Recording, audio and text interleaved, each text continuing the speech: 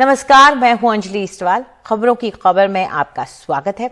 पूरे देश में आज ईद की धूम रही। कई लोगों ने अपने घरों में मनाए, कई मस्जिद गए, लेकिन आज ईद की इस मिठास में एक खलल पड़ी और वो था राजस्थान के जोधपुर का, जहां पर एक धार्मिक झंडे को लगाने के लिए दो समुदाय आमने सामने आ गए। दरअसल वहां पर जालोरी चौक पर धार्मिक झंडे को लगाने के लिए दो पक्षों में विवाद हुआ था और इस विवाद के बाद कल देर शाम वहां पर पथराव भी हुआ था, लेकिन पुलिस ने उस वक्त हालात को काबू में कर लिया था। वहां हल्का लाठीचार्ज पुलिस की तरफ से किया गया था और उसके बाद वहां पर पुलिस ने लगातार नजर रखी थी, लेकिन आज फिर ईद की नमाज के बाद वहां पर झंडे को लेकर विवाद शुरू हो गया। हालात पर काबू के लिए पुलिस ने फिर वहां पर लाठीचार्ज किया और पुलिस ने आखिरकार वहां पर विवादित जगह पर तिरंगा फहरा दिया। एहतियातन मोबाइल, इंटरनेट सेवा सब कुछ को बंद कर दिया गया है और 10 थाना क्षेत्रों में कर्फ्यू भी लगा दिया गया है, जो कि 4 मई रात 12 बजे तक जारी रहेगा। तो ऐसे में सवाल जो हम पूछ रहे हैं वो ये कि हिंसा के साए में जो त्योहार हो रहे हैं, आखिर उसके लिए जिम्मेदार कौन है?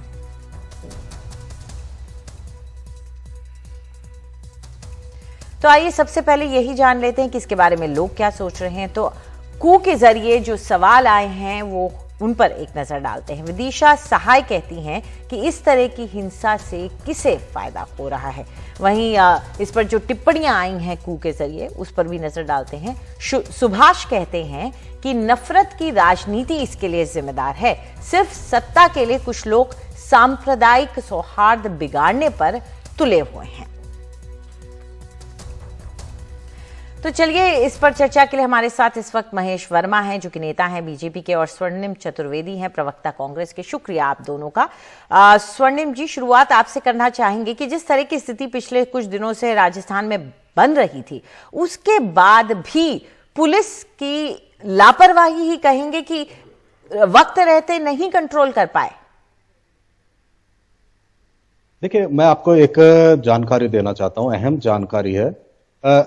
जोधपुर में जो सारी घटनाक्रम हुआ, इसके पीछे घटना इस तरह से शुरू हुई कि रात को 9 बजे के बाद में कुछ अफवाहें उड़नी चालू हुई कि हमारे एक स्वतंत्रता सेनानी है, उनका वहां पे मेमोरियल है, उनकी मूर्ति लगी है, उसको किसी ने तोड़ दिया। भारतीय जनता पार्टी के नेताओं के नेतृत्व में कुछ वहां पे लोग इकट्ठे हुए। उन लोगों ने वहां पे जब देखा कि मूर्ति को कुछ नहीं हुआ, तो वहां पे पहले से परमिशन लेकर के जो आज नमाज होनी थी, उस नमाज के लिए जो लाउड स्पीकर लगे थे और वहां पे सजावट के लिए जो झंडे लगे हुए थे, उन झंडों को हटाना और तोड़ना उन्होंने शुरू किया। जब उनको तोड़ना शुरू किया तो वहां पे दूसरे जो ऑर्गेनाइजर्स हैं उन्होंने रिटेलिएट किया, उन्होंने रोका, नहीं माने, आपस में क्लैशेस हुई, पुलिस ने उनको रोका, समझाइश की। समझाइश के बाद जब ये तय हो गया, माफ कीजिएगा टोक रही हूँ, इस वक्त अशोक गहलोत हमारे साथ जुड़ रहे हैं और हमारे सहयोगी मनोरंजन भारती, उनसे बात करेंगे। जी हाँ, आप सबका स्वागत है। सीधे चलते हैं, राजस्थान के मुख्यमंत्री अशोक गहलोत हमारे साथ हैं। सर, आपका बहुत बहुत शुक्रिया, आपने वक्त निकाला। आज आपका जन्मदिन भी है, पहले उसकी बधाई स्वीकार कर लीजिए। लेकिन मेरा पहला सवाल यही है, जोधपुर तो आपका शहर है सर, जोधपुर में ये घटना कैसे हुई? आपके शहर में, आपके होते हुए, मतलब वहां तो सब कुछ आपके नाम पे चलता है। देखिए, ये आपको समझना पड़ेगा, जो राजनीति चल रही देश के अंदर, जिस प्रकार का माहौल बनाने का, हिंसा का माहौल, तनाव का माहौल, खतरनाक माहौल हो रहा देश भर के अंदर, और उससे अछूता कोई राज्य नहीं है। अभी करौली में हमारी घटना पहले हुई थी तो मुख्य आरोपी बीजेपी के थे। वहां पर राजगढ़ में घटना हुई, अलवर में मंदिर को गिराने वाली बात, वहां बोर्ड बीजेपी का बोर्ड है। 35 मेंबर जो है पार्षद है वहां पर, उसमें 34 बीजेपी के थे। प्रस्ताव पास किया, उन्होंने मंदिर तोड़फोड़ करी, बदनाम कांग्रेस कर रहे थे। जोधपुर में कुछ अफवाह फैला करके कुछ मिस्टीफी लोगों ने ये बात फैलाई, पर सबसे अच्छी बात है कि अभी तक हमने जो कंट्रोल किया, एक भी कैजुअलिटी कहीं नहीं हुई है। कई करौली में दुकानें जली थी वहां पर, और छोटी मोटी घटनाएं बाकी जगह हुई है। जोधपुर में भी कुछ घटनाएं हुई है छोटी बड़ी, बाकी वहां पर कैजुअलिटी नहीं होने दी हम लोगों ने। शांति बनी हुई है। मैंने खुद ने तमाम अधिकारियों की मीटिंग लेके भेज रखा वहां पर, और मैं आपसे कहना चाहूंगा कि राजस्थान में जो टारगेट बनाया केंद्र सरकार ने, आने वाले चुनाव को देखते हुए अभी से ही चुनाव मोड में राजस्थान आ गया है।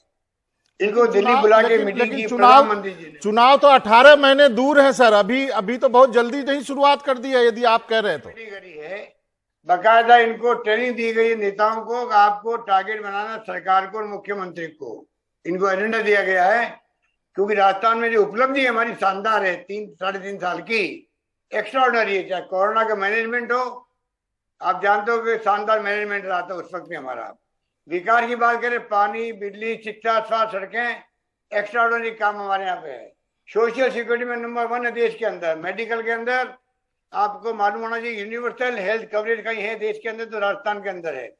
अब सब घबरा करके अभी से ये टारगेट बनाया गया राजस्थान को, इसकी पूरी जानकारी भी है। एकदम चाक चौबंद करें पुलिस को भी, और 2 टुकार आया कि आप लोगों को किसी कीमत पर कोई हिंसा भड़काए, चाहे वो कोई जाति का हो, वर्ग का हो, जाति वर्ग धर्म का हो, राजनीतिक पार्टी का क्यों नहीं हो, नहीं सर, उनको आप समान दृष्टि से देखोगे और आप उनको बर्दाश्त नहीं करोगे। लेकिन गहलोत साहब सवाल तो उठेंगे। आप इतने पुराने मुख्यमंत्री हैं, आपके बारे में कहा जाता है कि एडमिनिस्ट्रेशन पे पकड़ रखने वाले मुख्यमंत्री हैं, तो फिर आपसे तो सवाल पूछने का मेरा हक बनता है कि सर कहीं कहाँ चूक हो गई? नहीं, चूक नहीं हुई है। एजेंडा अगर सरकार, भारत सरकार जो है, अगर भारत सरकार में बैठे जो लोग हैं आरएसएस के, बीजेपी के, वो सरकार के खुद के लोग अगर एजेंडा सेट करेंगे राज्यों के अंदर, कितनी खतरनाक स्थिति बनेगी आप कल्पना कर सकते हो। उनको रोक रहे हैं, किसी कीमत पर इनके मंसूबों को मैं कामयाब नहीं होने दूंगा।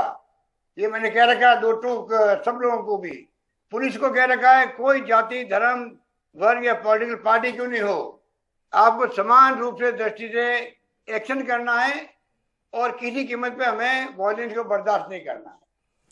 लेकिन आपको लगता नहीं कि चुनाव तो 18 महीने बाद है, मतलब 1 साल से ज्यादा का समय है चुनाव में, फिर अभी से बीजेपी ये सब क्यों करेगी? ये क्या है, घबरा गए। अभी इनकी जमानतें जब्त हो रही है यहाँ राजस्थान के अंदर बीजेपी की। 8 चुनाव है, उपचुनाव, उसमें 6 चुनाव कांग्रेस जीती है, 2 चुनाव मुश्किल जीते हैं। तो ये लोग इतने घबरा गए अभी से ही, और इनके आपसी झगड़े बहुत ज्यादा हैं, इसलिए जानबूझ के टारगेट करके राजस्थान को इन्होंने, जो मैंने कहा आपको मैं फिर कहना चाहूंगा कि आप पता कर लीजिए, इन्होंने जानबूझ के दिल्ली मीटिंग की पिछले 15-20 दिन में, इनको कहा गया है कि आपको किस प्रकार से एक्ट करना, वहां पर माहौल खराब करना। अब सब जगह पकड़े जा रहे हैं बीजेपी वाले, करौली के अंदर भी, राजगढ़ के अंदर तो इनका बोर्ड है, जोधपुर में आज सुबह से घूम रहे हैं ये लोग भड़काने के लिए, शांति स्थापित करने की अपील करने के बजाय लोग भड़का रहे हैं। आप सोच सकते हैं फिर ऐसे माहौल के अंदर सरकार को तो अपना काम करना ही पड़ेगा ना, उसमें चूकेंगे नहीं हम लोग, आप निश्चिंत रहो। नहीं, लेकिन सबसे बड़ा सवाल यही उठता है कि केवल एक पैटर्न, यदि आप बीजेपी को कह रहे हैं तो बाकी राज्यों में भी कुछ इस तरह की घटनाएं हुई हैं, उनके अपने प्रदेश मध्य प्रदेश में भी हुई है, तो फिर केवल राजस्थान को ही तो टारगेट नहीं कर रहे हैं ना।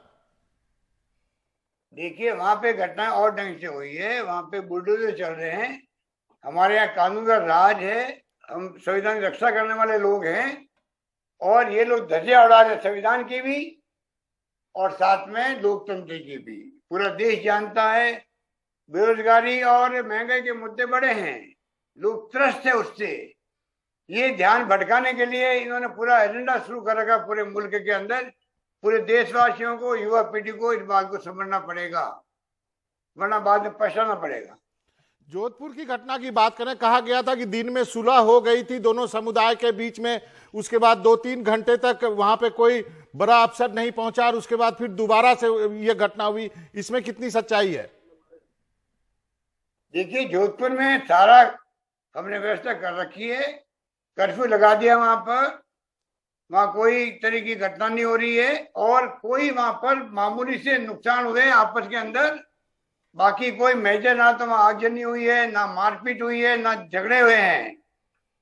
पर जिस प्रकार से मैंने कहा आपको कि जहां जहां कमिश्नर और जोधपुर कमिश्नर और वहां का पुलिस कमिश्नर, कलेक्टर रात भर वहां थाने में बैठे रहे, मॉनिटरिंग करते रहे और हमें रिपोर्ट करते गए। उसी रूप में हम लोग अपील करें लोगों से वहां पर, और मैं समझता हूं कि उसका असर पड़ा भी है। पर कुछ मिसक्रेंट लोगों ने वापस दंगे शुरू करने की कोशिश करी, हमने कह दिया है, वहाँ पुलिस के कमिश्नर से मैंने बात करी है, कलेक्टर से बात करी है, एसीएस होम को भेजा हमने, यहाँ से हमारे गृह राज्य मंत्री राजेंद्र यादव उनको भेजा है, वहां जाके वो सबसे मिल रहे हैं, बातचीत कर रहे हैं, शांति बनाए रखने की अपील कर रहे हैं, उसका असर भी पड़ रहा है। बीजेपी ने अपने केंद्रीय मंत्री भी बीजेपी के वहां पहुंच चुके हैं, उन्होंने आप पे एक तरह से खुला हमला बोल दिया है कि आपकी पकड़ नहीं रही और आप जो है अपीजमेंट की पॉलिसी करते हैं, इसके वजह से बार बार दंगे हो रहे हैं राजस्थान में, आप क्या कहेंगे? ये तो इनका जुमला है, अपीजमेंट की पॉलिसी कांग्रेस कर रही है। ये इनको पूछो आप कब तक ये कहते रहोगे कि कांग्रेस मुसलमानों के साथ में अपीजमेंट की पॉलिसी रखती है? कब तक आपका एजेंडा चलता रहेगा देश के अंदर? ये देश समझ चुका है, धीरे धीरे इनकी पोल खुलती जा रही है। और 14 के अंदर जो भी ये कैंपेन चला था इनका, नरेंद्र मोदी जी ने कैंपेन किया था, उस वक्त में जो बातें बोली थी काला धन लाने की और बेरोजगारी मिटाने की, और जो जो बातें बोली थी वो सबको दुनिया को, देश को मालूम है। अब बोलना बंद कर दिया इन लोगों ने। अब एजेंडा इनका ना बेरोजगारी का है, ना महंगाई का है, ना तेल का है, ना डीजल का है, ना पेट्रोल का है। अब इनका एजेंडा ये है वापस आप माहौल तनाव वाला पैदा करो, तनाव हो, दंगे भड़के और हिंसा का माहौल समाप्त हो, हिंसा का माहौल बने। ये माहौल देश के लिए खतरनाक है, मेरा मानना ये है।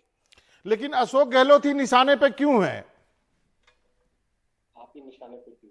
निशाने पे मैं तो आप जानते तो क्यों हूं, जानबूझ के उन्होंने निशाना बना रखा है, क्योंकि वो जानते जिस प्रकार से राजस्थान में हम लोगों ने गुड गवर्नेंस दी है, कोरोना में इन सब की पोल खुल गई थी जी, ऑक्सीजन को लेकर के, दवाइयों को लेकर के, और क्या क्या हमने नहीं किया हम जानते हैं।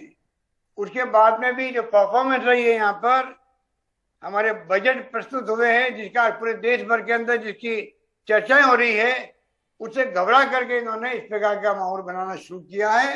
ये मैं आपको कह सकता हूँ। एक अंतिम का सवाल है, अब क्या स्थिति है जोधपुर में? वहां पे कर्फ्यू लगा दिया गया है, इंटरनेट बंद है, कब तक ये रहेगा?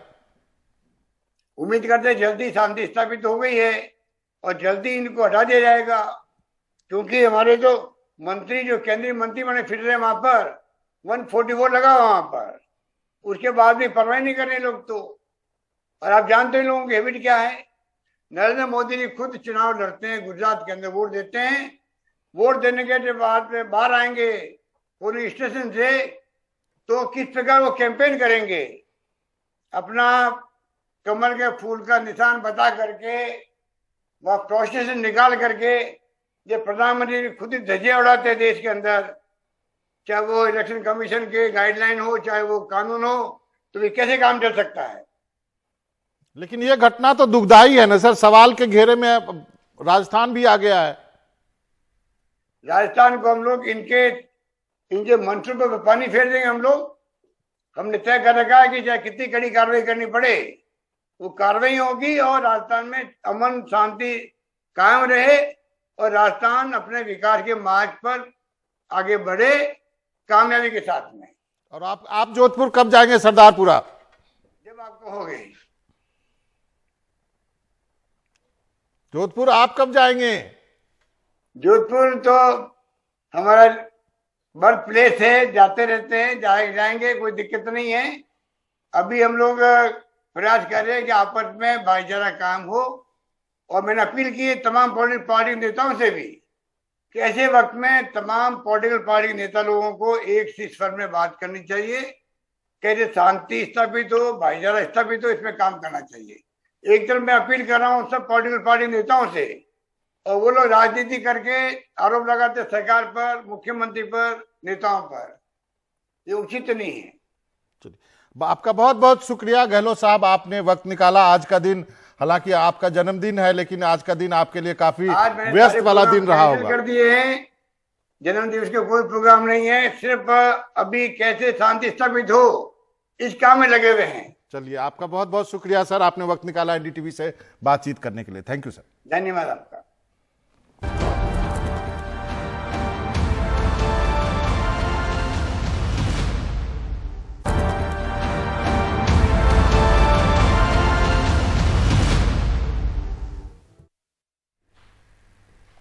आज ईद है और ईद के मौके पर बड़ी संख्या में शाहरुख खान के फैंस मुंबई में उनके घर के बाहर जमा हुए। शाहरुख खान भी अपने घर की बालकनी में आए और फैंस को ईद की मुबारकबाद दी। शाहरुख वहीं से फैंस की भीड़ के साथ सेल्फी लेते हुए भी नजर आए।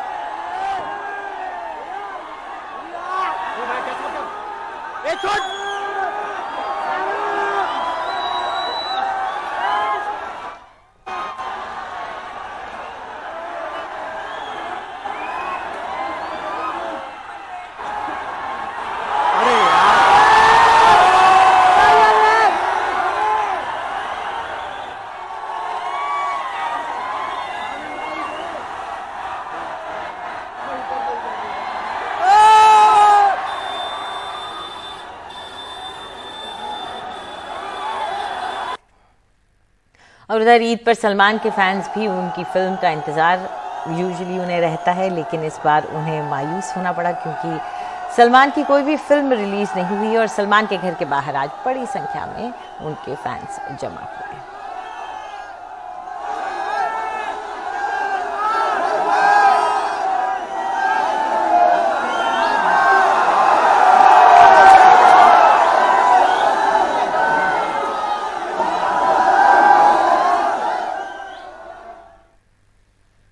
तो खबरों की खबर में आज इतना ही। नमस्कार।